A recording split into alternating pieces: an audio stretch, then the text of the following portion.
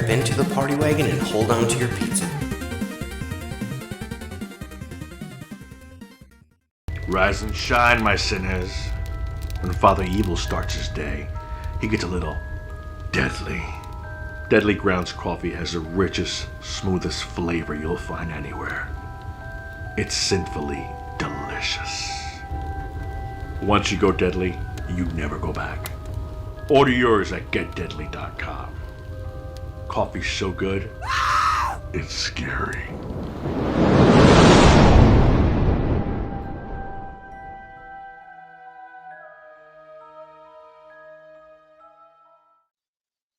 Welcome back, everybody, to Epic Tales from the Sewers. I am your most excellent host, Justin. With me, my co-host, Mr. Eric Will.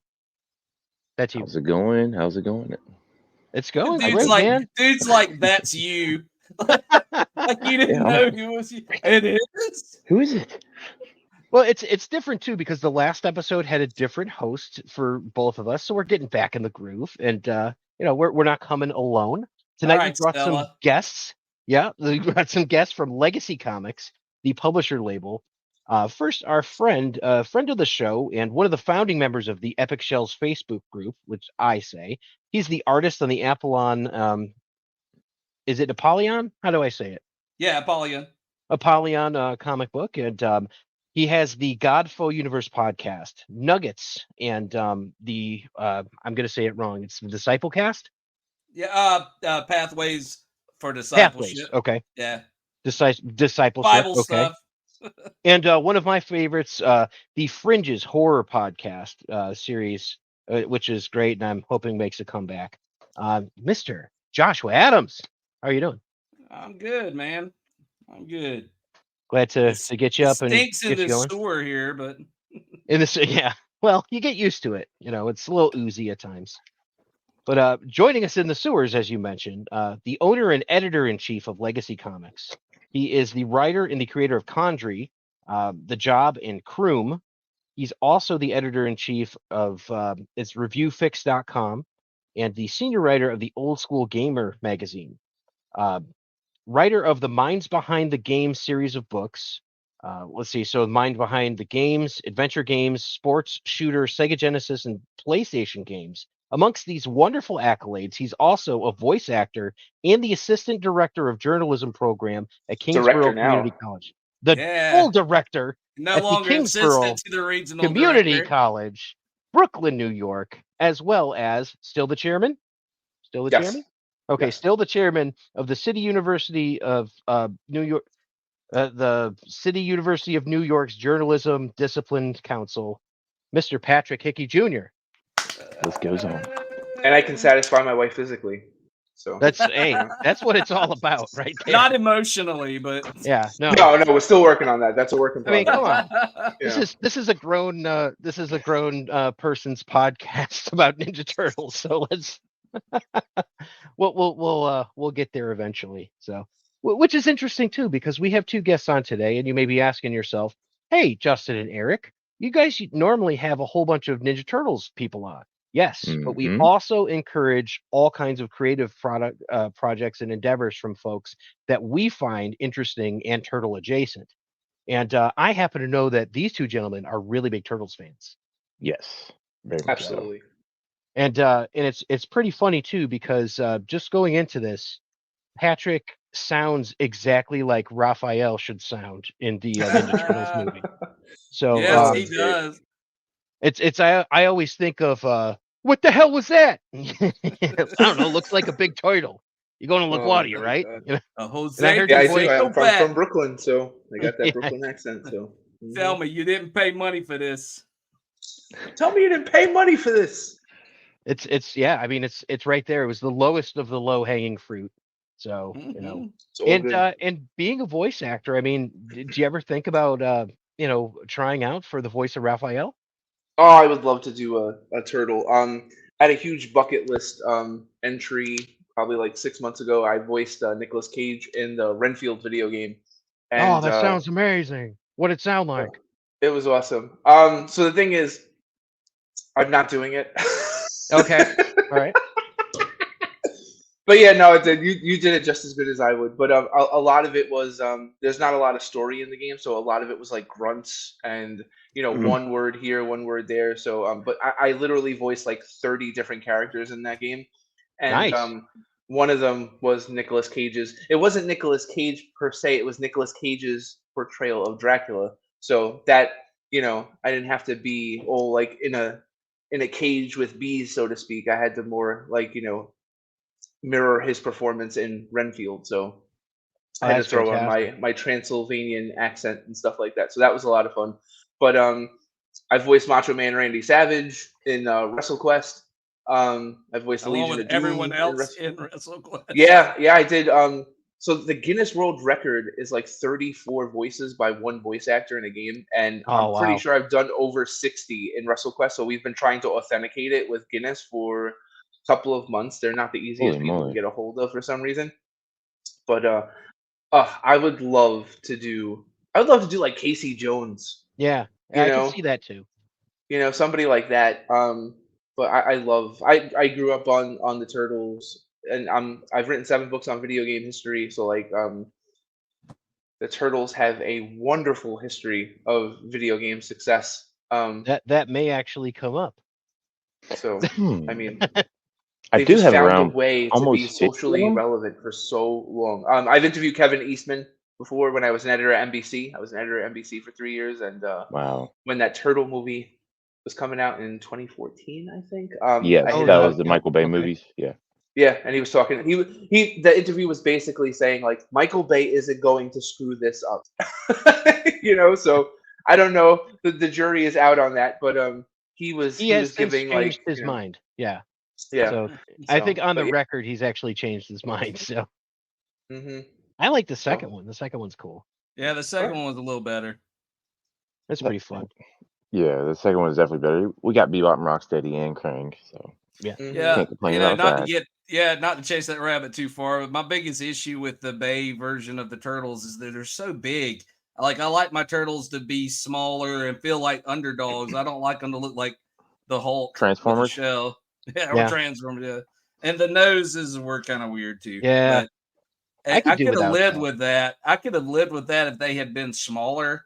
Like the personalities of the turtles, they got pretty On well. point, yes. They I definitely just did. didn't like how big they were. Bulletproof and all that. And Yeah, it was a little missing the point, I think. Well, let's talk about this then. So since we're talking about the Bayverse, which is not your guys' bailiwick or cup of tea, what was your first entrance into Turtles, gentlemen? Then we'll talk about what your favorite version is. I've never entered a turtle. Okay.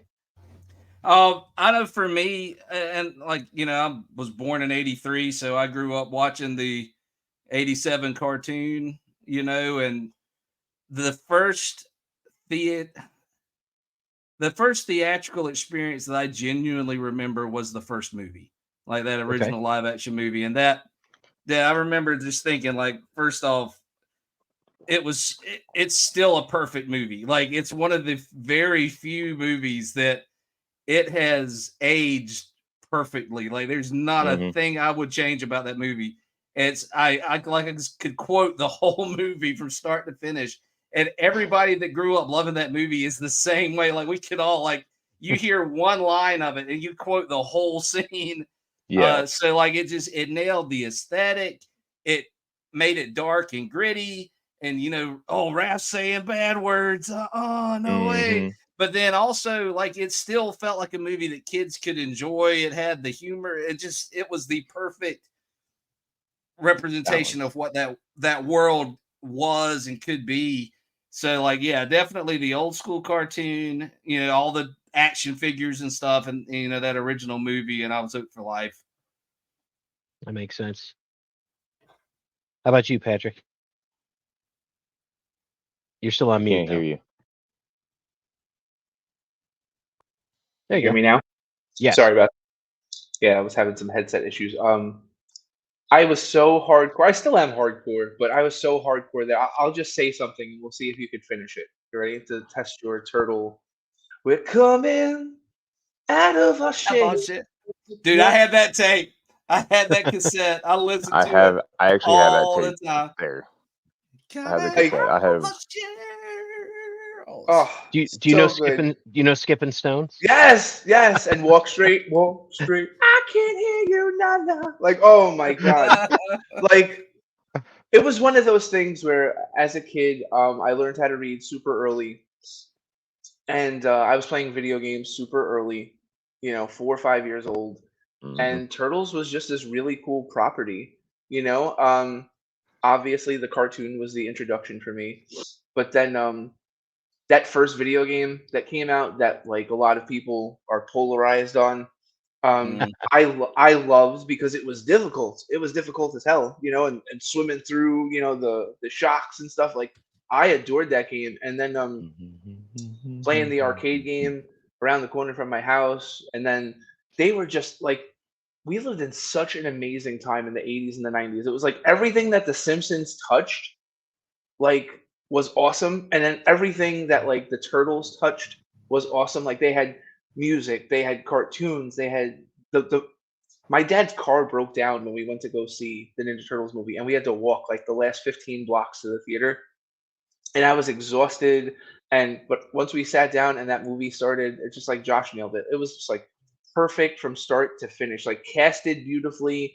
Like the action scenes were great. It just got this great sense of ambiance. Like you can smell New York City, And the thing is, like, I grew up in New York City. I've lived my entire life in New York City, and it's just like still to this day, the beginning of that film when it comes down, you're just like, yeah, man, that's 80s New York. They just nailed it. And sadly, as we've gotten older, and the other editions of the cartoon haven't like held as much weight as the original, but they've still been watchable. The video games on like I remember when Konami brought it back on PS2, those were fun. They were different, but they were still fun. Oh yeah. And then thankfully Xbox Live Arcade, they remastered Turtles in Time, so then that You got showed. introduced to a whole nother, and just like I said, when I was at NBC, and it's like Turtles has been like a consistent part of my life. I remember whenever my dad would stay home from work, it was always the same episode that would play. It was like fate. Every time my dad would be all happy, like he's staying home from work and hanging out with us and stuff, and then Ninja Turtles would come on and be like, "I crave pizza no more." And my dad's like, "Every freaking time, it's the same goddamn episode." Blah blah blah blah. So it was just like they've just been a huge part of my childhood, and I just feel like as you get older, like you just become more like Splinter. I think it's like when you're a kid, you're like one of the four, you know. And I've Oh, always you had to be dirty like rat. yeah, man. You killed my Like I've always had to be like a friend. Leonardo. Like I've Ooh. always had to be like the in charge of like the crazy people in my life. But then it's just like the older you get, you're just like, yeah, I'm Splinter. So, but it's just Well, let it's me one of my ask you favorite this: mediums. as a journalism professor, do you think that Hmm. April O'Neil in the first movie went too easy on Chief Stearns? Oh yeah, oh yeah. Like, oh, it's so much fun to see like how they interact with each other. Because like as a journalist, it's just like she's just like taking a whole like ton of abuse. Like she's got like a great story, and he just like has like zero support of her. Just like Yeah, it just like fires her like that. It's just like I mean, real talk. I probably shouldn't even tell the story, but the stuff that I've seen when I was at NBC, oh my god, that people didn't get fired for, and like April was just getting fired for like no reason. She got fired like how many times did she get fired during, during that movie? I Like don't know. oh, oh my god. And it's just like she's on the tail of like this great story as it's developing, and he's a pretty crappy editor, and he's got his own problems. His son is a crook, like oh my god. So, you know. Well, let me ask this. Does anybody else remember like and have like warm, fuzzy feelings when you think about that right field Pizza Hut commercial that was at Absolutely. the Yes. beginning of the VHS tape? We did a post maybe about a month ago about that because a lot of people didn't know that was a Peter, Paul, and Mary song. So Yeah, yeah. and most people had no idea. They're like, "Oh, that's the Pizza Hut song." I'm like, "Oh yeah, this will blow your friggin' mind." They're like, "What?" Yeah, absolutely. I think that's along the lines of everybody that I know who had the VHS tape can sing that verbatim, or at least they'll get most of the words right. So, but yeah, that's That's like if somebody did that when I went to go see a concert. I mean, there would be lighters up everywhere. It would be just iconic. Yeah, it's a good call. Yeah, absolutely. What is what do you think might be something that they miss in the comics or on the shows with April being a journalist? Anything about like the lifestyle, the culture that you feel, Patrick, that they miss out on? I just feel like April. First off, she gets way too close to her sources. That's the first thing, and April doesn't necessarily like write the tell all. You know what I'm saying? It's just like, she's always like protecting like the turtle's identity and stuff like that. Like she's not like she doesn't go in for like the full on expose. You know what I'm saying? Like, is She's a there little any video? biased. Yeah, she's too biased. It's like to the point where like a journalist would be like, listen, you guys saved my life and all, but you got to write the story. I also feel like she had a pretty nice apartment in the second movie. Did you get paid well enough to live like that? Mm-hmm. Yeah. Mm-hmm. Oh, and that's she looked like she journalists was making nothing. living pretty high. That was a nice apartment for New York for a struggling reporter. Yeah, struggling reporter in New York City does not. They live in like a shack, outside of Pizza Hut. Not that. Maybe And it was a also she circumstance somehow she's got turned that into insurance money from the burnt down store. But Yeah. she also That's somehow true. turned into a brunette. Yeah. Oh. You're right. It's like Back to the Future. Back to the Future 1 and 2. Oh, Yep. they Yep. switched out. How They they switched switched out his out. girlfriend. Yep. Yeah. Mm-hmm. So we usually ask this, and we'll ask a crowd, and a crowd will have okay, how many people here? What's your favorite turtle? Raise your hand, sort of thing like that. And most of the time, we see that we're pretty like scattered with that, and it's usually pretty close to, if not like 25 to 30%. Well, what's your guys' favorite turtle? You want to go first, Josh? As a kid, it was Raph. As an adult, it's Donnie. Nice. Okay. Why do you think it changed? I Or think did you as just a follow kid, Rob Paulson? Yeah. no, I think as a kid, it was more so that like I thought the size were cool. I liked his weapon the most, and it was it was fun to play with. But because you could always like catch the other guy's weapon in the side and stuff. Like I like that. But as you get older, you realize, man, he's kind of just has no control over himself whatsoever. And I think for me, the thing that made me care more about Donnie than I ever had before was in the IDW comic run when they broke his shell and like that whole story arc really made me care about him more than I ever had before. And now that idea of him being the smart kind of the nerdier guy that like he can fight, but he's definitely the outlier of that group in terms of his personality. And I don't know, I like that. It speaks to me. Cool. Yeah. He has a hard time being a skeptic and also accepting the fact that he's been reincarnated. And they talk about this a little bit when they get transported up to the neutrino planet. If they're rebuilding you from nothing, just atoms and all that, what's the soul? And he doesn't understand that. So he's pretty existential, I'd say. Yeah, they did stuff. IDW did stuff on that run with the turtles that I have a ton of respect for. Like they really took that IP and elevated it, I think. That's great. Good answer. And how about you there, Patrick?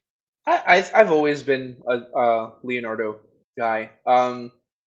Just because I'm sure Josh could tell you this. I like to be in charge. I like to be just a little bit. I like to be in charge. I feel like I have like a system that I think that like if everyone like kind of like operates within that like we can get amazing stuff done. I'm the planner. Like I have a lot of respect for the people that have come before me and that have done things differently. I have a twin brother, and he's more like a Michelangelo or Raphael. So I've always had to be like either the Donnie or the Leo, in contrast to like wherever he was going. So I always had to be the smarter one or the stronger one or the more disciplined one, pretty much like my entire life. And now I'm a dad with two kids, and it's just like, as much as I would love to be Raph and just start like, doing all crazy shit, I can't. So it's like, I'm super disciplined. So I have always like kind of connected with Leonardo. Nice. Yeah. It's interesting because I guess like canonically they're all the same age, because at least Kind of. I mean, somewhat, kind of, but Leo's older. yeah, he was well, older when yeah. he was a human. Yeah, that's true. I guess it depends on which version of the story you're going with, but I do think that they did a good job, at least in the sense of like the personalities of showing like that birth order kind of thing of like the oldest is the responsible one. He's the oldest, always has to be like, guys, this is a dumb idea. You get the middle, the next kid's always the angry one. Yeah, and then you got the youngest is always the baby that gets away with everything, and that's the one. Like they did a great job showing family dynamic. And I'm an only child, but I was raised with a lot of cousins, but I didn't have any brothers or sisters. But like my wife had a big family, and like I can see that same dynamic play out at every family get together. Like the birth order stuff is so like on the nose and accurate. Like I think the Turtles, that's what works so well, is that they really genuinely feel like a family. And that's something that a lot of other things have tried to do and not pulled off. But Turtles consistently, every version of the Turtles, even the ones that are kind of lousy, nail the family dynamic. Yeah. I think you have to, and that was my big takeaway from that Bay movie. Was the brotherhood and the goofiness and that elevator scene where they're just making those funny noises and they start like hip hop beatboxing and all that. Yeah, that's the most authentic scene in that whole movie. It's the best scene, I think. It's Yes. the only scene that makes any sense to me. Mm-hmm. So, yeah, I agree with that. That's really cool.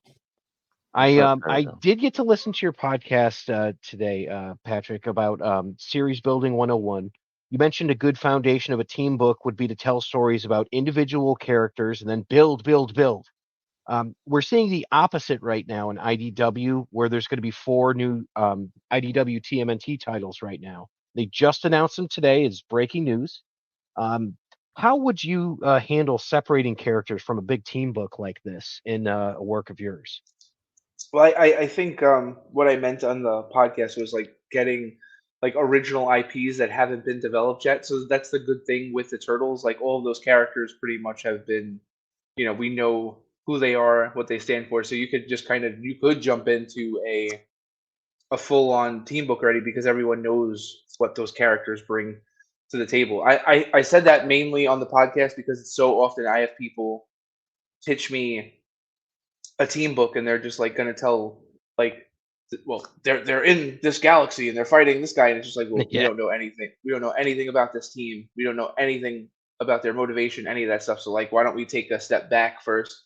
Just like I've literally had people tell me things like, oh, wait until like this book gets to like the 7th or 8th issue. That's when it like really starts to take off. And I'm just like, by the time we get to the 7th or 8th issue, if no one's bought it, it's not going to survive. Like it's not going to be around anymore. Like I tell people all the time, like, if my books don't sell, then they die. Like I kill them. Like I'm not going to, we've gotten to Condrey 6 because the other books have sold enough to warrant, we have other series that are stuck at like 1 right now. And I tell my team, you want to make another book, we got to move like another 7,500 copies because, it's not going to be there. So I don't think like what I said in that podcast, like kind of connects to like the Turtles, but like, obviously like, if they want any success, they're going to have to totally keep with like the things that have made the Turtles a household name for the past, oh my God, I can't believe I'm going to say this, like close to 40 years. But then at the same time, what's going to be the drawing point? Like what's going to make these books different than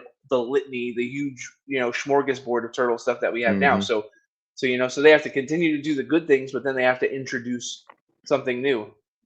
It's rough. Justin, I would not want to write a Turtles book at this point. Like it's listen, it's hard.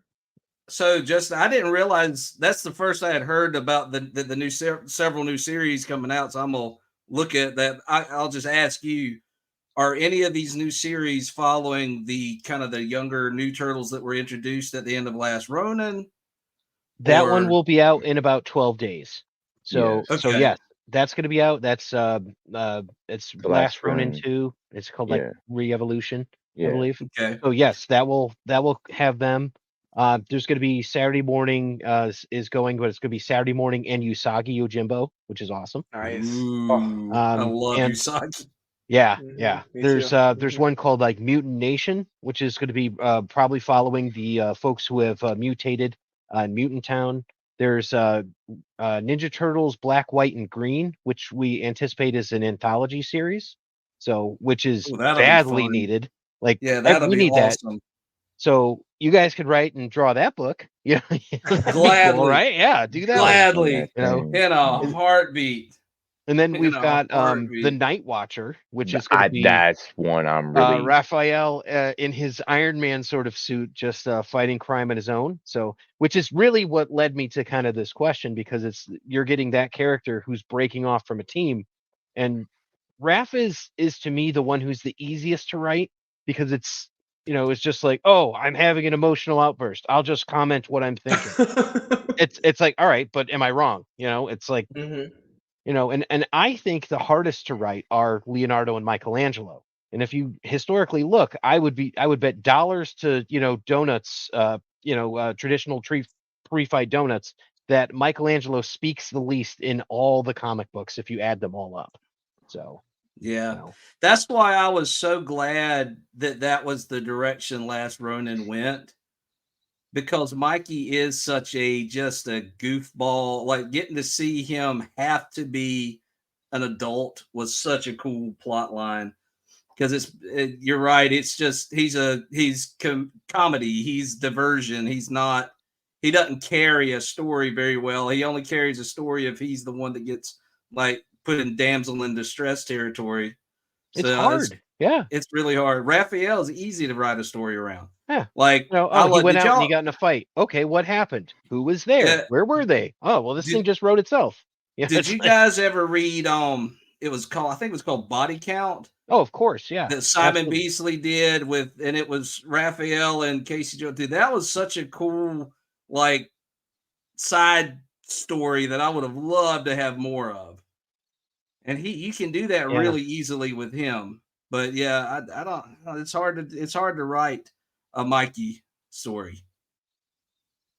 And that's kind of another question I was going to ask is, what kind of characters? So going more into your guys' work, what kind of characters are the hardest to write or tell stories about? Hmm. What do you think, Josh? I think a lot of times it's not easy to write a character. Like it's you can write a vigilante, give him a tragic backstory and let him go. That's not hard. You can write villains. Give them a motivation and let them be evil. That's fine. It's harder to write. I think that the two things that are hardest for me to wrap my head around are characters like Superman, who are so overpowered that nothing feels like a threat to them. So you have to find a way to either completely break them down, which makes every other hero look weak. That's what they did with Doomsday. Doomsday destroys the Justice League and then kills Superman. Or you have to like attack that character on an emotional level, which is not an easy thing to write Yeah. without like actually deconstructing and dishonoring the character. Or it's hard to write a story, I think, from a ordinary everyday person point of view, because you're trying to find anything that's interesting in the dull life existence that we go through. It's hard to make an ordinary life character exciting. But that's why I think they did such a good job, at least in the old days with Spider-Man, of like he's got a job, he's got to be on time, he's barely paying his bills, his apartment sucks, his girlfriend's pissed at him or dead. Like his Yeah, or like his both. I remember laughing so hard at that whole time in the 90s when like the worst thing going on in Peter's life was he was pissed that Mary Jane was smoking again. Like, how is that a real conflict? So, like, I don't know. Those are the types of characters for me that are kind of, I'd have a hard time wrapping my head around. I would not want to write a Superman story. Like, I'd struggle with the godlike human, like, that's got so much power that nothing can hurt them. That's a hard story to write, I think. What about you, Pat? Yeah, I mean, I would totally agree. I think on like Talking Comics, probably like 6 months ago, I did an episode on how I would actually write a Superman arc.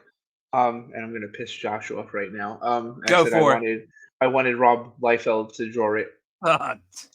Just because I think it would just it would move books. It would get headlines, and people would be like, okay. It'd just be a whole book of nothing but pecs and no feet. Yep. But it would be awesome. So like that's actually the name of the title. Yep. Pecs, no feet. Pecs, no feet. But Superman's biggest weakness isn't like technically kryptonite. It's the fact that he fell in love with a woman. Yeah. And women get old, and women go through menopause and postpartum and this and that. So just like, what if one day Lois wakes up and looks in the mirror and is just like, looks at her chest and looks at her hairline and is just like, oh my God, why is he with me? You know? And she goes on Facebook and starts talking to her old high school boyfriend who's now like 400 pounds, and and Superman comes home one day and she's not there, but her phone's there, and he starts going through her phone and stuff, and now, oh my God, pick a supervillain. He's back, and Superman has to deal with him, but then at the same time too, he's like, his heart is with Lois, and he has to deal with that. That could break him so much more than Doomsday or Brainiac or any of those other people ever could. So it was just like, I had a lot of fun just like conjuring that whole thing. And it's just like, I look at every character as being broken in one way or another. And that's like a big theme in Condrey, that like, the main character he lost his dad. It's like on paper, it's this stereotypical vigilante tale, but I mean, there's a ton of like Highlander and Count of Monte Cristo in it and stuff. And he's broken. And then he meets a woman, an elderly woman that lost her husband to like the same type of gang violence. And she's broken, and it's just like we're defined really by like the things that like hurt us the most and how we respond to those things. So it's just like, whenever I look at a character, I'm kind of like, all right, why is this character getting up every morning in spite of, like, and that's how I try and build them out. The Turtles, that could be a fun conversation. Like, what has broken the Turtles? Like, what's their motivation for it? And I think if somebody ever like really got into that hardcore, that could be a fun. I think that's why the first movie is still the best movie, because when they lose Splinter, they weren't able to save him. They don't know what has become of him and all of that stuff. They get their butts literally just handed to them, and having to come back from that and having to figure out how to be brothers, and how do we do this without our father. Yep. And like, my father's still alive, thank God. But like, I know the day will come where I have to realize how I'm going to be faced with it. How am I going to do this and continue walking and be the man I am without my father? And, I don't think any other Turtles story has really done it as well as that first movie did, of like, you guys have to walk on your own. That's the hardest thing to do. Yeah, that's a really great point. And like you were just talking about the whole like the sensitive thing, like where it's really going to hit them, the emotional side, and that's the first thing that popped in my head when you said that, and I was like, that was the first thing that popped in my head. Yep. And it's just, and of course, the Michael Bay movie, Splinter gets taken in that one, which I kind of think they kind of took that one from the original movie, Splinter. Of course. Yeah, that Splinter looked kind of like a dog anyway. Yeah, they can keep him. So. No returns without the receipt. And they can keep that April too, by the way. No. I did not like Megan Fox's April. She is terrible. Can I ask you a question? Guys, was she a good journalist? Was she a good one? A good journalist. Are you sure? I mean, yes. Vernon, I would have failed her if she took a journalism class. I mean, oh yeah. I'm sorry. I just she's not it. She wasn't it. I mean, Paige Tarico. yeah. You know, Judas will always be my April, but Paige. She liked Paige, our post the other day. Oh, Did that's she? awesome. That's cool. Yeah, that was pretty cool. So Megan But- Fox it was- blocked you guys, right? yeah, Yeah, I bet she cares. Machine Gun Kelly Yeah. for life. No, it's Oh God. They're so just weird. kidding. That's They're Yes. so weird together. Yes. Yeah, Very. they're not together anymore. But it's funny. The reason we're kind of like diving into this stuff and that it's relevant is because the last episode that we had was our three female hosts who came on and gave their perspective, and from their perspective, they really liked the Bayverse, which is funny, and it leads me to something that'll be in the future on this show. We're going to try to figure out, is there a like a masculinity or a femininity to your type of turtle fandom? So, which I think will be pretty interesting to uncover. So who knows? You know, in the future we'll get there, I suppose. I But in think as far as like masculine and feminine go, I think definitely the first film is more macho, you know. Oh, sure, yeah. But it's laden though too with like this type of aesthetic that Mhm. harkens to the video games and the comics more. And it's not as accessible. Like you have to go into this like with an appreciation for what each character is. It doesn't dumb itself down really, you know. And I feel like the Bay movies, it's kind of like, you know, the perfect example, like the music in the first like Turtle movie is so different. Like they didn't go like super commercial and stuff like that. Like it's about like the whole flavor and aesthetic is about like what the comic book was supposed to be about. Dark, You know? gritty. Is my sound going crazy? No, you sound good. Oh, okay. Okay. So you had spin Um, that wheel, you know. mhm. What else? Okay. Partners in Crime. That's But that it's kind like, of yeah, hip-hop like vibe. you know, the Bay movies, they just like kind of like they wanted to make it accessible. And the first movie was more like we're gonna like do the property right. You know, so it's like naturally I feel like, you know, people that are unfamiliar with the property, sorry, women, for the most part, are going to appreciate, you know, the colorful, more fun, you know, versions than the ones that we fell in love with. Yeah. Yeah. That's a good perspective, because it's, you know, there, when it comes down to this, who's to say you're right or wrong? You know, Yeah. Like- Each is to their own. it's going to be circumstantial, regardless Mhm. of, you know, well, I guess not regardless, but it'll be circumstantial based on what your personal experiences are. So, you know, it's Mhm. just Yeah. it's neat to have that sort of perspective too, to look at it, because I also think that it's a pretty masculine movie when you look at it. There's like two female characters in it. It's like Well, it's like you wouldn't think of Star Wars like that, but it is. Yeah. Mhm. Well, I think too, like you look at the first Turtles movie and compare it to the second Turtles movie. That first one, if you took a scene from that movie that doesn't have the turtles in it, just a screenshot from that movie that doesn't have the turtles in it, it could be Taxi Driver. Yeah. Like it's gritty, it's Wow. dark, Yep. it's dirty. Like you would think that's a Scorsese movie until the turtles show up. Right. And you know, even when you see April in that movie, I love her. I was in love with her, but she is not made up. She's not glammed out. She's not like, she's still feminine, of course, but like she's very, that side of her is played down. Yeah. Whereas Woman in the next door sort of thing.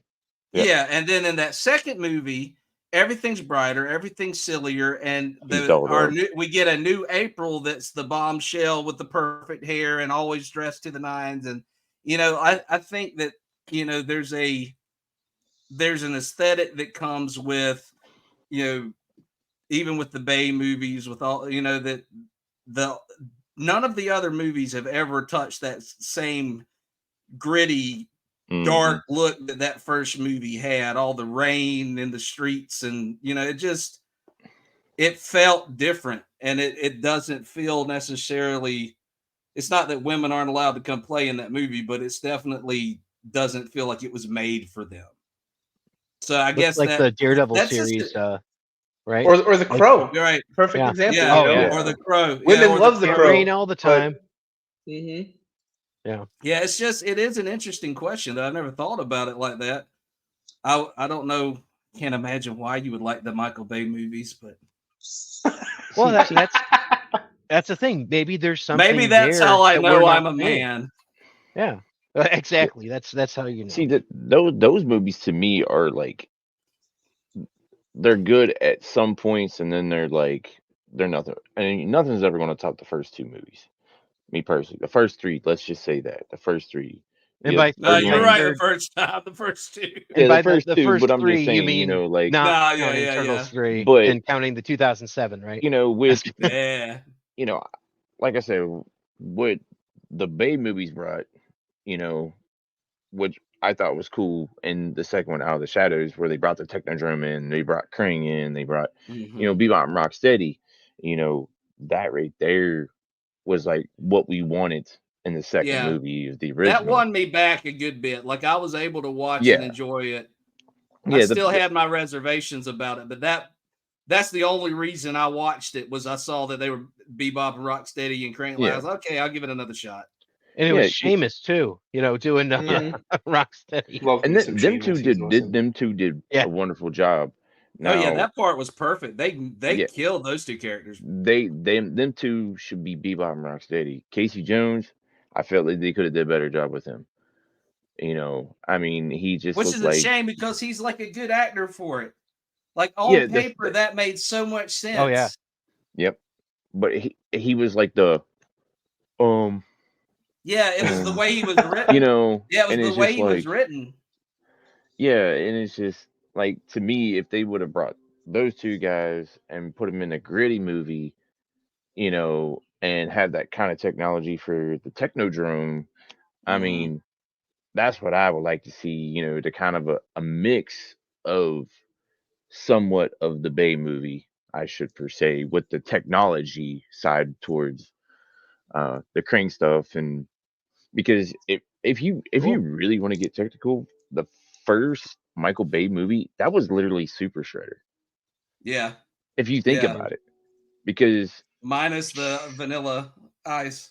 well, that's the whole thing is, if you think about it, Shredder was just dressed up regular, and then he had this super suit where he's like, he could bring back all his stuff, and he didn't have that in the second one for the Bay Mhm. movie. And it's just, to me, like, that's what I would like to see. I would like to see them do a live action Ronin movie to that We right are getting there. a video game at least. That could be really dope. Yes. Yeah. Do you guys think that we're going to see that now that they've cut staff so severely over there? Yeah, They're we're just Yeah. cutting still going to fat. see it. Yeah. Yeah. It's just it's a no brainer. Like it has to come out. I don't think, as far as like video game busts, I think, like, I'm pretty sure that like every turtle game that's ever come out has sold at least six figures. Dude, if they do that one right, that could be a game of the year contender. If they nail the emotion and the gameplay on that game, Hmm. that could blow people's minds. Because there's people who will never crack a comic book that'll play a game, and that story will Mhm. be new for them. And it could be one of the best games ever if they really pull it off. Yeah, see, that's the whole thing, because I know that they were talking about the God of War. So Mm. I love, I've played every single God of War series. I've beat every single one of them except for the mobile one, whatever you want to call it. Um, and to me, I don't think the fighting style for God Yeah. of War is the right way to go. I'm more looking like, I know some people talked about Ghost of Tsushima, or this is just me personally, is Arkham Asylum and Arkham City style. Yeah. Hmm. You know what I'm saying? I Because was thinking Onimusha, but I mean, who remembers that anymore besides probably I Patrick? still have the motion activated samurai sword downstairs. Tenchu So Stealth Nice. Assassins. Yeah. Tenchu, I've Yeah. interviewed the developers of the Tenchu games. Like Ghost of Tsushima actually has some of the Tenchu developers on that team. So if you guys really, love those games, that the DNA is totally Hmm. shared. So but I know that yeah, they're coming man. out with a Ghost of Tsushima 2. They're in talks, or they're doing it. I don't know, as in development or something like that. You Hmm. would probably know more about the game stuff more than I would. I'm a big gamer. I mean, I have like a lot of the old system. I got like 49 Turtle games myself, Love it. and I only play Dreamcast. you know, I mean, No, I'm just I got two. I got two Turtle games sitting here, Ray. A man of Nice. culture. Love it. Yes. Tell me more of Power Stone. That's good. I kind of feel like Last Ronin should have a certain amount of that Deus Ex Machina game look too. Because just the setting, that cyberpunk kind of gritty cyberpunk setting. Yeah. Man, it could be. I hope it's good. I really hope it's good. Oh, it's like that one cover that Ben Bishop did where he was on the bike and coming out the window. Mm-hmm. Remember that cover? Yeah, it was Justin? awesome. Obviously. Awesome. I'm You know, like, you what know, a silly question, Eric. No, it's that good. would be, you know, like I think, you know, with like Ben and the Squares of Brothers, I really, really feel they should have a big input in that Oh, for that definitely. game, just because of the art behind it and everything. I mean, it's like you said, I could see a big potential of them being the game of the year if they do it right, man. They have to. I mean, they can't just have it as a 8-10 hour game. Like you have, I feel like you could really, really grind it out. You know, to do Yeah, it not too it should long, but have. It could be about the same as like a Last of Us type game. Like that's the yeah, kind of Oh, campaign you wow. need. yeah, Yeah. That's the type of campaign you need. yeah. I mean, 'Cause it's a big story. yeah, it's a big story, and there's a lot You can piss to everyone off and make it like Dark Souls. know. Make it so inaccessible to the weeb. And they'll And be then like, you got damn the it, there's this friggin' dam level. right. And you Can't- got it's okay. If I have one claim of fame with video games, it's that I can make it through that without losing a guy. So, you know, just go it all the Same way here. through. Same You here. know, I'm not much good for anything. It took me 30 years literally to learn how to consistently get to Mecha Turtle, you know, in the sewer there where you have to jump. 30 years Mhm. later, I go back and I'm like, wow, I've developed the hand-eye coordination to do this jump. Fantastic. And like, I can't do anything else. Literally Mhm. anything else. Yeah, nothing. But I can do this. That's interesting. I mean, the video games are such a huge part of the culture too. I'm going to skip ahead to some video game questions for Patrick here because Ooh. you know you've written an entire series on video games and all of that, and this must be just like such a huge part of your life, you know, with the game books here. I went the wrong way. There we go. Let's see. What was just kind of a basic one? What's your favorite Ninja Turtles video game then? Ooh. That's tough. I mean, Turtles in Time is like the obvious answer. But it's just like I remember like there used to be a time in gaming where a game would just captivate you in the arcade Oh yeah, and you would wait for it to be released on home console with the hope that it was like half as good as the arcade game. Mhm. And thank you, I Gauntlet feel Legends. yeah. Mhm. But like Ninja Turtles to the arcade game on the NES was like as good as as good a port on the NES that you could possibly have, to the point where it Yeah. was just like I rented that game when I was a little kid and it was just like, okay, I don't need to play it in the arcade anymore. I could have it and I could take it home, and I spent countless hours playing that. But I mean, truth be told, I played the original one on the NES countless hours. I played the Game Boy games are so underrated. Those Game Boy games were Mhm. so good. They were so fun. The character models were so big for the Game Boy screen. They were just so much fun. That's where Michael I- Bay got the idea. Yeah, yeah. Uh-huh. So, Too much but Game Boy. yeah, favorite yeah, too much. My favorite, probably my favorite to be fair, is the arcade game on NES, just because that was the one that like really to me made me feel like for the first Mhm. time that I was playing like as the Turtles, you know? yeah, that's great. I love that Mhm. one. You know, were you guys like me that you were the one person in your group that just hit A and B at the same time to kill everybody with one hit? I had so much fun with it with those games, man. Like, I remember Mhm. like my dad hooked up like 4 or 5 speakers in my living room, and he would just blast like the music from the original NES version, like from the intro music, Oh, where it yeah. would just introduce all the characters. Yeah, man. And people like we lived on the 4th floor of an apartment building. We like rocked the whole block, and everyone was like, "What is that music?" And all the kids were like, "Ninja Turtle music," it was Yeah. just so good. I was originally going to sample that for the theme song of the podcast, and I'm like, gosh, they'll that'd be probably dope. ding me. But ours So good. is original music that is written with the samples from Konami. So all of the Nice. sounds from ours are pulled from that. It's pretty cool. Nice. So not that I did it. Shout out to 8-Bit Alchemy. So, but imagine, guys, there's 4 of us. We're gonna play Shredder's Revenge.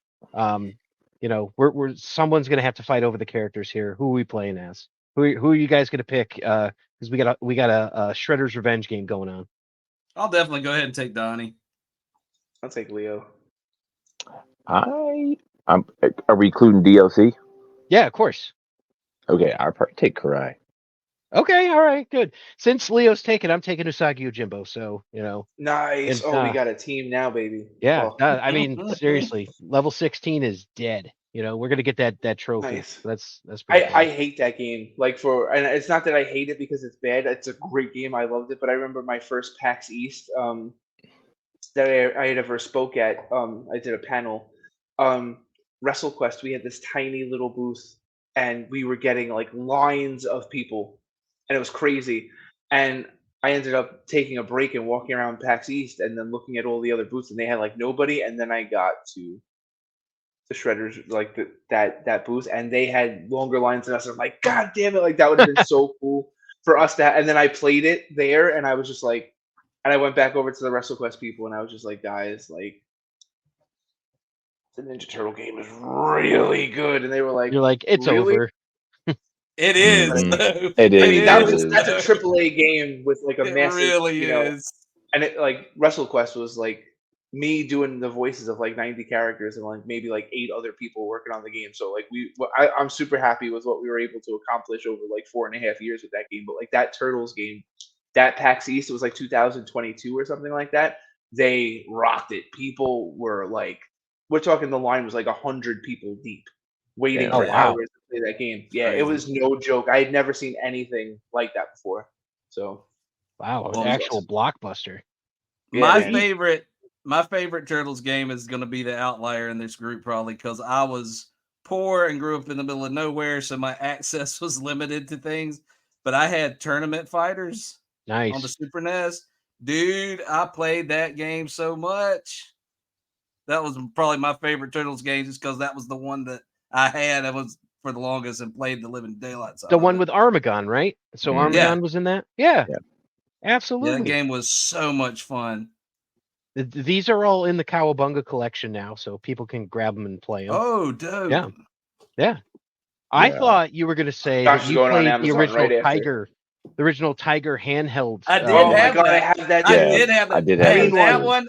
I Yeah. had that one, and I had Batman from the first Batman movie. I Mhm. had the I X-Men had one quite where a you have few to of fight those. Magneto and you could really just jump with Wolverine, and I still Oh. have my Spider-Man one downstairs. Yeah. those Oh. are that's just like lost treasure, where it's like, the kids are all playing Minecraft and I'm like, that's what we had. It was like a calculator, but I mean, Mhm. hours of fun The Yep. kids and are all playing frustration. Mein Kampf. Yeah, that's what they play these days. It's hard to find, but if you find it, that's I killed Patrick. I'm sorry. It's okay. wow. Okay. My German But going grandfather is back in to, heaven right now. It's like he got us below the belt there. Like, got to avenge that at some point. it's all right. He's gonna make you like draw some cars or something. Oh my Like, god. you're Oh like, god, I hey, can only draw I'm LeBaron. getting really bad thoughts about cars and just like the duck thing. We've had conversations at Legacy, like Chris Booth, the guy that he's doing Condrey now. When he was doing one of our books, he's like, "Why do you have so many cars in this book?" And I was like, "Why, you don't like to draw cars?" He's like, "Nobody likes to draw."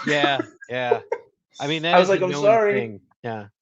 And I'll be honest with you, a lot of times people don't like drawing guns either. That seems to be the other thing.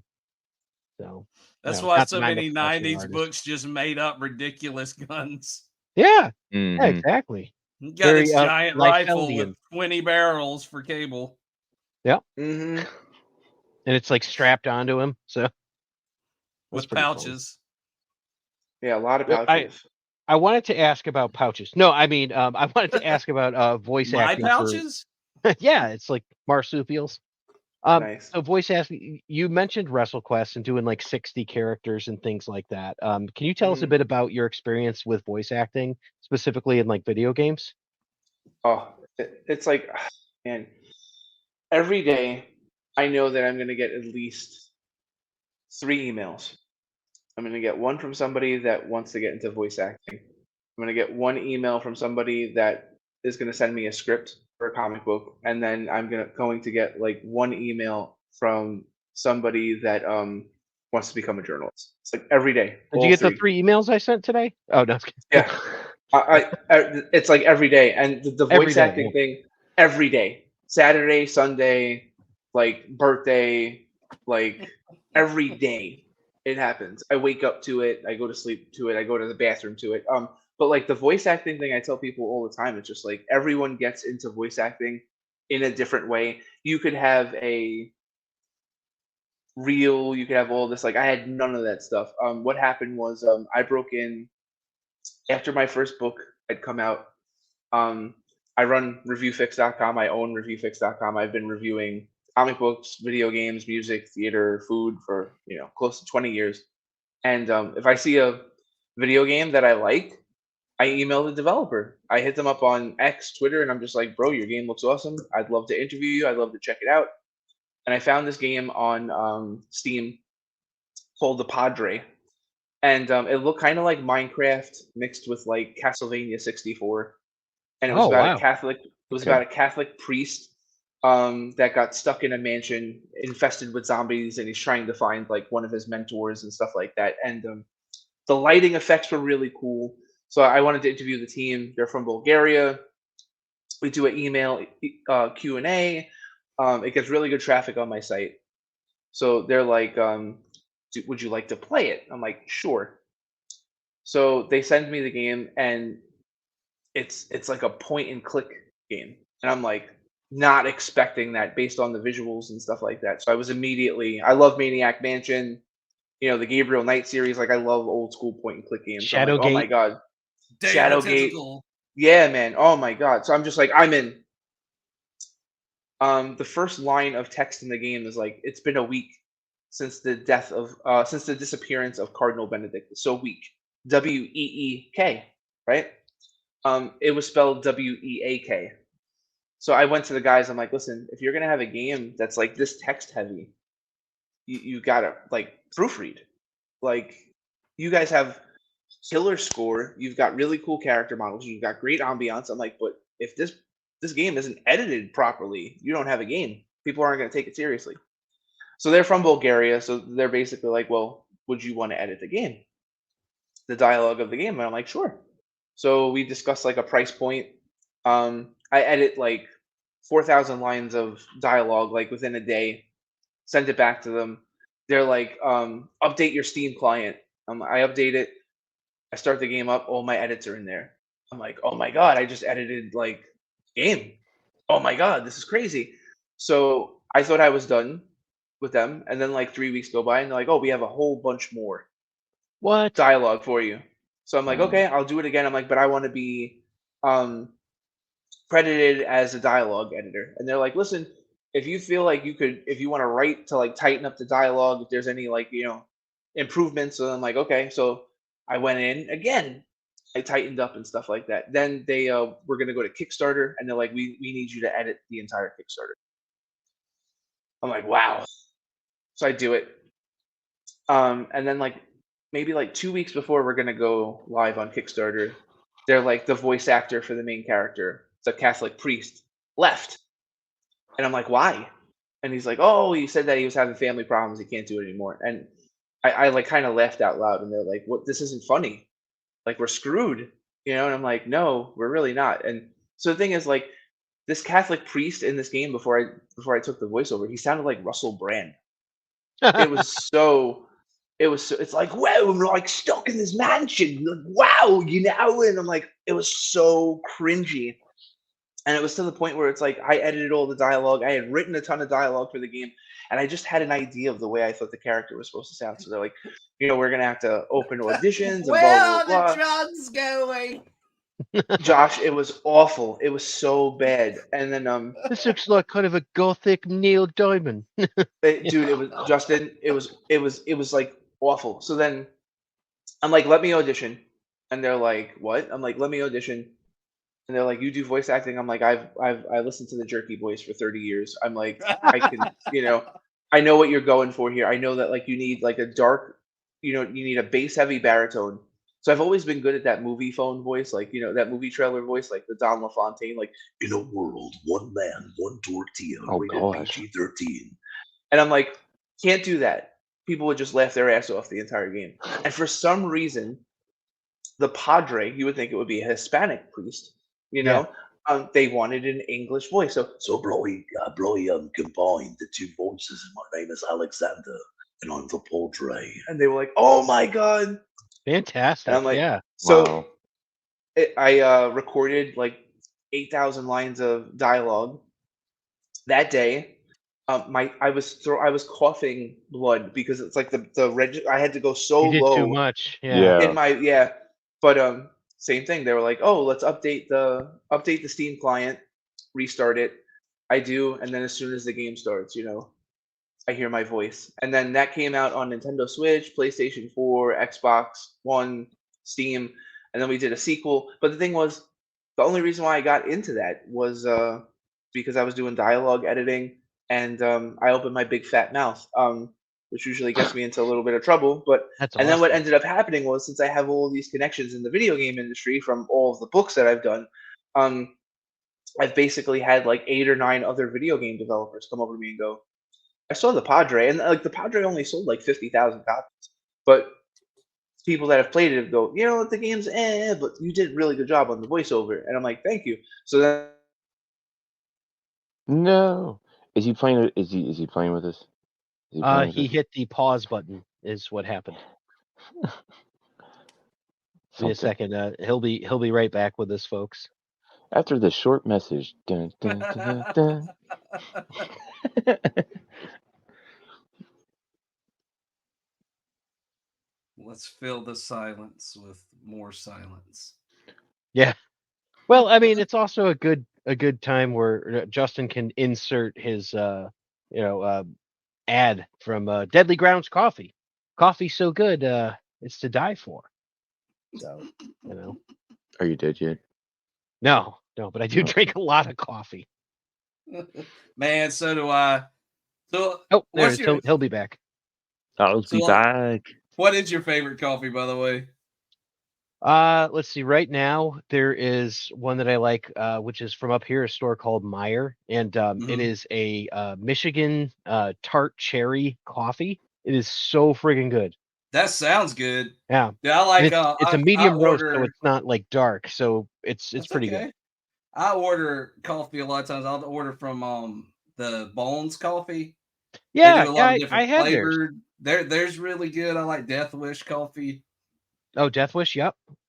And then my wife and I, we were in Wyoming back at Thanksgiving, and there was a company there, like a brewery there, called Snake River, and they sell their coffee online. They had some of the best coffee I've ever drank in my life. Really? Yeah. Is it like the elephant poop coffee? No, I've never tried that. Okay, yeah. So that's coffee beans, I guess, that are passed through an elephant's body. That which I mean, really sounds like a Ninja Turtles thing. It sounds like it sounds like an Adele album. Oh, okay. Hello. Well, that would have to be a number, right? Like 76 or something. I don't know.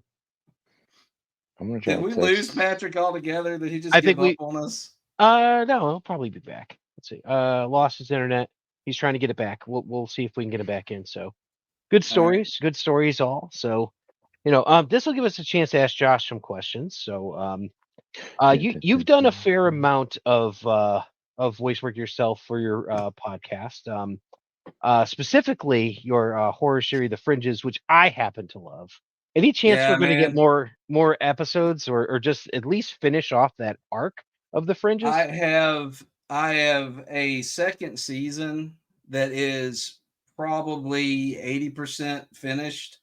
My biggest issue right now is I'm so busy on the comic book stuff and on the ministry side of things with my new position at the church and stuff. I've just got such limited time. I do eventually want to do it. I'm hoping maybe this summer. Yeah. I'll have a little bit more time on my hands. I would love to get back to it because I do love horror. Um, and if you like the Fringes, you'd like my horror, like my short stories and stuff. I've got a bunch of short stories I can send you the link for that I have up on Oh, medium.com. If you nice. just enjoy the horror, I've got some great horror stuff. I love writing horror. I just uh the Godfrey universe stuff has really been the big, like, all consuming thing for my time the past like couple of years.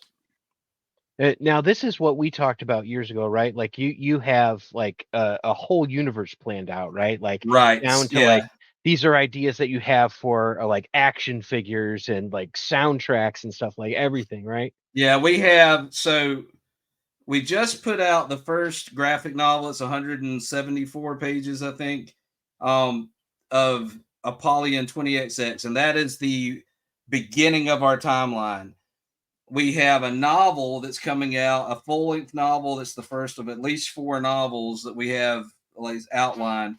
That novel's coming out in probably the summer, and we have a book called Kolga, a comic called Kolga that's coming out either in the late spring, early summer. That's set sort of in the middle era of our timeline. So like we've got books, we've got some short films we've made. My co-creator Dan Evans has a band that is working on albums of music that like EPs that follow that are in-world stories. Oh, wow. Um, and we are probably 60% done on a game, it's sort of a Metroidvania type game slash bullet hell. Um, it's a really cool game that acts as a prequel to our Biophile Kolga book that's coming out very soon. So like we've got a lot of things going on all in and around this world. So when we call it a universe, like it legitimately is. But he and I have been working on it for about 10 years now. Yeah, So that's crazy. I was surprised at like just the scope, because you yeah, had it's everything like huge. planned out. Well, that's what we wanted to do is, you know, we didn't want to ever have to come back and do a retcon type thing with it. We wanted to make sure we knew everywhere that story was going before we ever released anything. We don't want to release one volume and then, you'll buy a comic. A lot of times with indie stuff, you'll buy a comic and it looks great and it's a good story. And then it's 2 or 3 years before you get another one. And, if you get another one, or you might get two issues in and then it doesn't go anywhere. Well, we already know where this thing ends. We've got that timeline is fully planned out, and then we have a bunch of little side stories already planned inside that too. We got 40-50 years worth of stuff. Like we'll never finish publishing all the stuff we've written and outlined for this world. Like I mean it's an ongoing thing that could outlive us. It's crazy. Like I know you're a big fan of Frank Herbert's Dune, and that's what it sounds like to me. Like the whole Dune idea of that. Yeah. We've talked about it, and like when it comes to our influences, Dune is one of our biggest ones. Like we've said to each other many times, like we want to make something on that scale. If that's at all possible, we want it to be that scale. It's our story spans thousands of years. That's So crazy. yeah, it's wild. That's But that's a hopefully it's that's an epic tale if you ask me. So yeah, but hopefully it's the type of thing that any of those eras you can read it and it works as a standalone story and it's connected to a larger world, but like you can enjoy it as a standalone story. And if you want to enrich it, you can read the rest of it and say, okay, this is like Kolga's over 1,000 years after Apollyon 20XX. wow. So like it's got connective tissue, like incredibly connected stuff, but you don't have to have read one to enjoy the other. So Oh, that's cool. there he And is. Patrick's back. There Good. he is. Just in time. We were just Cool. talking about the influences of Frank Herbert's Dune. So pretty. Nice. He's like, what? What's that got to What's do your- with voice acting? What just happened here? What's going on? What's going Little on bit. here? Little bit. Just a little bit. Little bit. But Well, yeah. since you're back, what can you tell our listeners about Condrey in the Condreyverse? Oh, so much fun. So I started writing Condrey when I was 18. I had gotten in a serious car accident, herniated 4 discs in my lower back, compressed 4 vertebrae in my neck. Basically went from like the 6'4", 220-pound like jock to like the 6'4", 250-pound nerd. And I just had ensconced, yeah, myself velvet? with Oh, yeah, in okay. velvet. Yes, in velvet. Yes. Oh, that's the dream, right, Justin? That's the dream. So while eating a pastrami sandwich. So, Oh, that was so good. but like in Frank Miller, Oh, I don't want in to. Highlander, in the Warriors, in Spawn, in all this great stuff, and I just started writing this comic book series. But then I started going to college right after, and I remember showing my first journalism professor what would eventually become like Condrey 0, 1, and 2. And this guy had covered gang violence in New York City. He wrote a book on Louis Sock Alexis, who was the first minority pro baseball player of all time. They named the Cleveland Indians after him. And the great journalist, had a ton of respect for him. And he read it, and he was just like, Pat, listen, I'm going to be brutally honest with you. He's like, as far as journalism goes, you could make a living for the rest of your life. He goes, you're that good. He goes, you're great. He's like, you're one of the best students that I've ever had. He goes, this is really cool and it's fun. He goes, but you're going to be eating ramen like the rest of your life. Like, he goes, it's impossible to get like noticed doing this. So that was really like a, to me. And I still kept doing it, but it took me a good like 17, 18 years to find Kieran Quinn, the artist who eventually did the first like 5 or 6 issues of Condrey.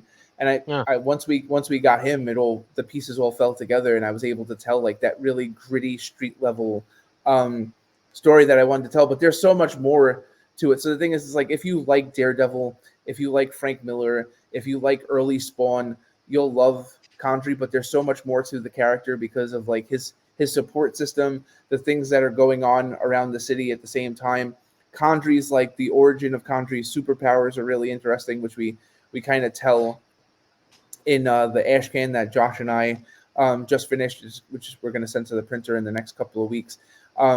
It's more based in reality and science than many superhero tales, but it's a lot of fun. So it's just like I tell people all the time, it's like it's a homeless vigilante. So it's just like, how the hell does a homeless guy fight crime? Like, this guy has problems that like no hero has. Like Spider-Man's bitching again about Mary Jane smoking, and Condrey's big thing is like he just wants a can of soup, like to eat, So that it's a lot of fun. It's a lot of fun writing it, and like it takes place in like across the 5 boroughs of New York City. So there's a lot of times when you could like kind of notice like certain locations and things like that. It's been a lot of fun. Kieran Quinn did the first arc for us. Chris Booth is working on the next arc. Josh did a banger on the first like side story in there to like really flesh out one of like the series like main characters, Sarita. She's like Splinter like times like 1,000. She means like so much like to like the Condreyverse. So like to have somebody like Josh on the reins of that was like super important. But again, bottom line is like if you like vigilante tales, you'll really like it. But then as the series goes on, you're gonna kind of be like, wow, there's some like Count of Monte Cristo in here. There's like some Don Quixote. There's like some Warriors. There's some Highlander. There's a whole bunch of stuff in there. If you've ever lost someone in your life that was close to you, like there's a part in Condrey 1 where like Sarita is like walking with her cart in the middle of the night, walking home from the supermarket, and she's having a conversation with her dead husband, and it's just like, I feel like that's a situation like we've all been there, So yeah, that's Condrey in a nutshell for you. Nice. Yeah, no, that actually sounds exactly like the type of thing I'd read. You know, reminds me a little bit too of Matt Wagner. You know, if you're familiar, guys, if you know Matt Wagner's Mage character, Kevin Matchstick, or Grendel. You know, Yeah, I was just sort of gonna say things, too. Grendel. I love that character design. That's a I would badass also character say, design. like from an artistic standpoint, like I don't know if you're not familiar with Kieran's work, that first arc of Condrey that Kieran worked on really has a lot of Sam Keith Max vibes to A me. Okay, ton. cool. So like if Mhm. you like the kind of some of the exaggerated, not cartoony, but like exaggerated style that Sam did, like Kieran's an incredible artist. And he's still one of those old school, like pen on paper, Yep. Crystal watercolor kind of board. Yep. guys. So like it feels like a 90s comic in that sense, not like it's got better sensibilities than that in the writing, but like the Kieran's art is really dope on that book. That's cool. I always loved the Marvel Comics Presents Wolverine by Sam Mm-hmm. Keith. You know, Yeah. great story Mhm. where he fights Venom. It's crazy. Venom beat the shit out of him. So it's just like, and you're like, whoa, wait a minute, that's Wolverine. Oh yeah, no, we know. Yeah, he just got his guts ripped out by Eddie Brock. So yeah, The cover actually to Condrey 2 is like I showed Kieran a beautiful scene from one of the early issues of the Max where the Max is just like sitting at a chair and the shadows are coming in from behind him. And I was like, we need to do something like that for the cover. And if you're not familiar with the Max, you'll just think it's like a really pretty cover. And if you're even into the Max, you'll be like, is he trying? It's like not a direct homage. It just does it like it does it the right way. Mhm. So yeah, if you like the Max, if you like, if you love the early, like if you love like some of the offbeat image titles like Sam and Twitch, the Max, you'll really dig the artistic. Any love for War Star here? No. Okay, that Wow, was a good book. that's a blast from the past right there. Yeah, Oh my god. absolutely. Yeah, It that's also kind of has a little bit of, I can't remember the artist, but the early Mask comics that Dark Horse did, it looks a little bit oh like yeah. Mhm. that too. Yeah, I'm Kieran's thinking a Bill great Sienkiewicz. You know, is and what I'm like thinking of. Chris Booth, who's working on it now, he just did Young Condrey like last year, Pat. Yeah, When last it year last around year? this Yeah, he time, did and Door Young Slash. Condrey.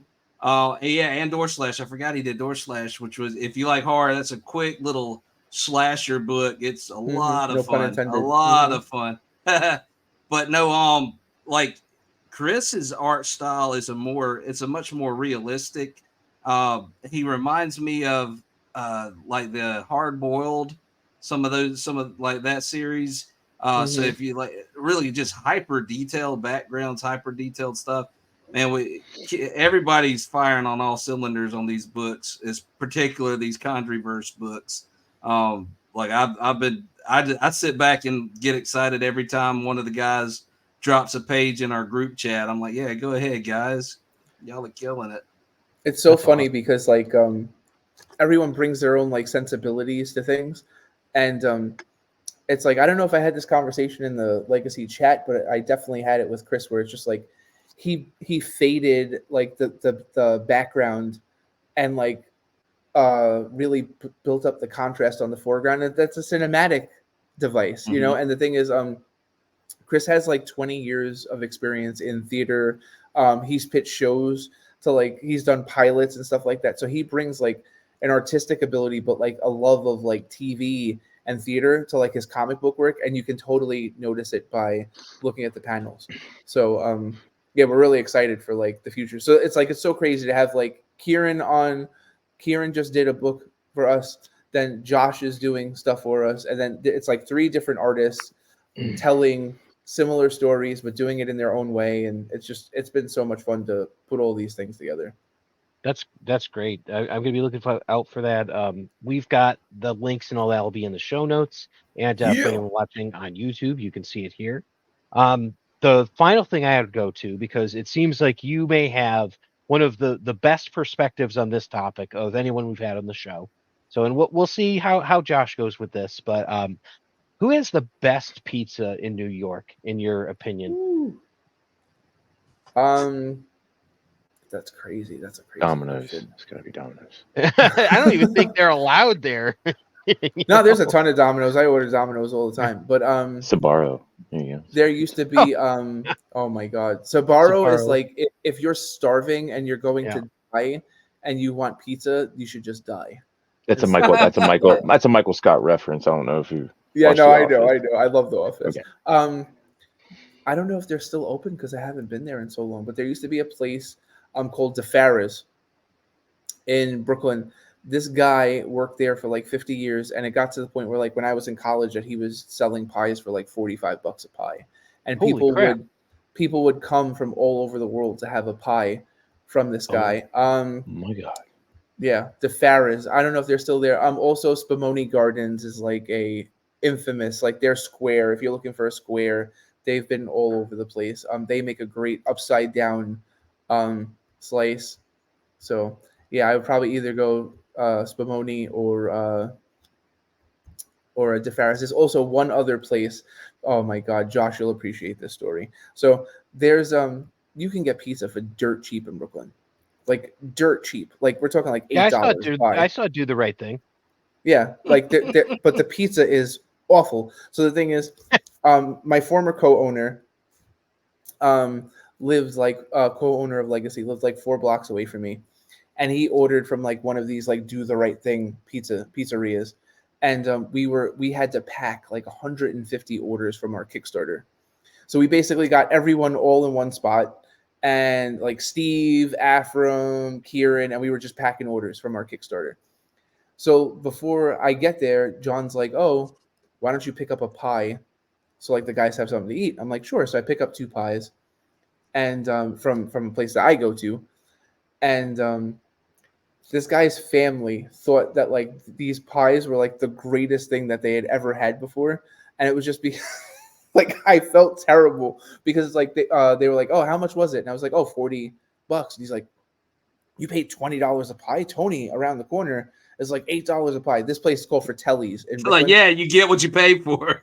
That's what I said. I'm like, bro, no. Like, so then the thing is, they were all, this guy, his wife, and his kids were all like shocked that I paid $20 for the pie. And then I'm like, just try it. And they tried the pie, and it was just like their minds, like I blew their minds because this guy like would, Wow. he would put sesame seeds in the crust. Oh, It's nice. amazing. It's so good. But Yeah. I'm telling you, sesame seeds in the crust, it just makes, but it was just so funny. So like, yeah, Fratelli's, Spumoni Garden, and DeFara's, those are my 3.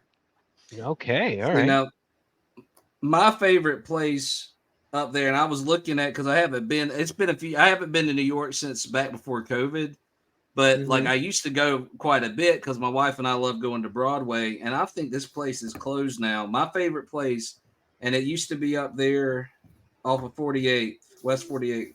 It's Pizzeria. It was a place called Pizzeria Family. It's like an Italian restaurant.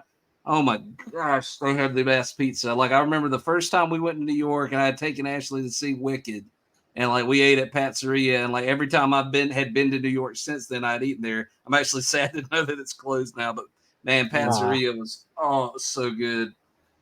And it had like, it was an Italian family-owned place. You go in there, the owner would come out like Rocky and talk to everybody and like, "Hey, what you doing? How you been, man?" Like you just kind of go through the whole place, and you felt like, man, this guy, he treats me like family. I love that place. I'm sad it's closed now. That's awesome. As long as it's not the pizza that is just like the dough with sauce and then they put like grated Parmesan on it. As long as that's not the pizza, because that's what I've had in New York before. They're like, "Oh, that's Authentico style," and I'm like, that is not what I want at all. Nah, dude, it's all about the crust. Yeah. It's all about the crust. It's got to be crisp, but I got to be able to fold it, and I shouldn't have to turn it over and pour a whole like gallon of grease out of it. I came from Connecticut where we had really, really good pizza, and out here in Illinois now we either have deep dish or we have like that cracker thin crust. You cannot fold either of those. Yeah. Dude, deep dish that pizza, New York though, slice is the complete like combo. The big ass pepperoni. Yep. Oh, Yeah, I I almost do love a forgot. deep Oh my dish. god. Have you guys ever seen Saturday Night Fever? Of course, yeah. So Lenny's. Oh my god, I grew up like 9 blocks away from Lenny's. They just closed down this year.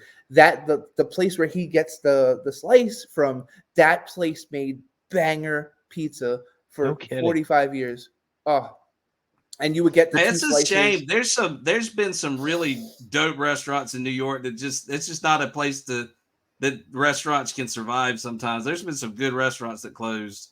Mm-hmm. I used to love going to the Jekyll and Hyde place down there. Jekyll and Hyde was great. I have the cups Dude, that was downstairs. I the used to collect the best cups. restaurant. It was such a fun, cool place. Yep. I was so sad when that place closed. Just like a Chuck E. Cheese type place, or No, oh my No, god, it was like a dude, burlesque, it's hard like to Edgar even- Allan Poe, like It's Oh. like a speakeasy kind of place, and they had like it was all done up for like horror gothic themed, and it was funny. Like you had paintings and like mounted heads on the wall that would talk to you and animatronics. Oh, wow. It was like a it was like a haunted real house like treehouse of restaurant. horror kind of thing. It Yeah, was man. such a cool Nice. place, man. It was so much fun. damn. Oh. So speaking of horrors, and this is kind of like Eric's nightmare. What's your guys' Horrors, take? you say? Horrors? That's for after the show. No, it's good. okay. What is your guys' take on pineapple on pizza? Yay or nay? Absolutely. With Okay, so with, so the two with Leo bacon fans and will do it. pepperoni. With Yeah, bacon you got to and put pepperoni. Absolutely. Not by itself. Okay. 'cause then it's I like a you better, disgusting mess. Josh. I like you better now. I like We me get a better split too. ticket. I like you both And no- evenly, but I like you No better. pineapple juice on the pizza. No, you got to cook it. You know, The pineapple has to be like as little pineapple juice as possible, like just the pineapple, and then Good some man, really Josh. You're a crispy good man. bacon and pepperoni. Because then you Yeah, get the for me, it's sweet the and pepperoni. sour and Pineapple salty being right going. here. Yeah, man. that's fantastic. Eric, you got any other questions for him? No, I don't. But it's a crying shame that you like pineapple on pizza. I'm I sorry. mean, My wife introduced me to it. She's Hawaiian and Italian, so that's like I my mean, wife that's likes the perfect pineapple on mix, isn't pizza, it? and so does my son. that's kind of like the So, pizza. When you That's think the about it. So, thing, Pat, that's the thing. Are we gonna let the turkey out of the bag? Sure, I think so. Gobble, If they gobble. want to hear about it, Sure. it kind of makes sense. I think so. I think so. Go So for we're Justin, would you like to hear an exclusive for your podcast? Absolutely. So we're currently working on a ash can called the Midland Beach Turkey Ninjas, which obviously, like you can tell from the name and stuff like that, is like in a way our love to the Ninja Turtles in a way. So Staten Island, where I live, is one of the 5 boroughs of New York City, and it's the suburban borough. It's completely different from Brooklyn, Bronx, and stuff like that. It's infested with wild turkeys. Like you're talking, you have a block that like you could play hockey down, like Wayne's World, like game on. Like it's completely like there's no crime. It's super nice, like suburban. I love my house. I never want to leave. I have a man cave. Like I love it. And then I'll go outside and there'll be like 6 or 7, like no exaggeration, like 45-pound turkeys with like, they do not F around. Like they don't let cars go by. And I've seen these turkeys like jump up and they sleep on top of power lines. Like they block ambulances from going inside the hospital. Like these turkeys run this borough. So I was just like, you know what? This would be such a fun comic. So I wrote a script in early January that's very, Sin City meets like early Ninja Turtles, Yojimbo, Stan Sakai style and stuff like that. And Nice. Josh has like taken it and like it is like an absolute pisser. Like we're like 3 or 4 pages deep and it's super like it's straight funny. It's not like, because we did a book on a book called Dem Goals last year, and that's kind of like I was attacked outside Atlantic City by a seagull. Oh, no. Just literally, it took a bacon, egg, and cheese like right out of my hand, and then like it came down like Batman '89, just like that, and just like beat the shit out of me and my wife. So I was like, we got to write a comic on that, but it was very like Ren and Stimpy style. It was a lot of fun, but it was very Ren and Stimpy style. This is more like, it's like Art of War. Like these turkeys, they're very proud, and they're just like, we run this town, and it's super fun. I cannot wait for people to check this out. If you love like the early, like Usagi Yojimbo, if you like Sin City, if you like that tongue-in-cheek kind of humor, you'll And totally like I'm dig it. keeping it real gritty and grainy. It's mostly black and white with little pops of color like Sin City. It's so much fun. It's Gotcha. gonna be Oh, that sounds cool. it's a riot, dude. Are It's you a are riot. you doing the art digitally, or are you doing the art on Bristol board? I'm mostly almost all of my art is digital. Okay, I just cool. work really hard at making sure it doesn't look like it. Nice. That's the Yeah. thing. That's like one of the things I love about Josh. Like, there's so many times when you see art and you're just like, really? Like, it's done so digitally. Like, it looks so digitally. Like, you look at a building and all the windows look they're exactly adjacent to one another and stuff like that.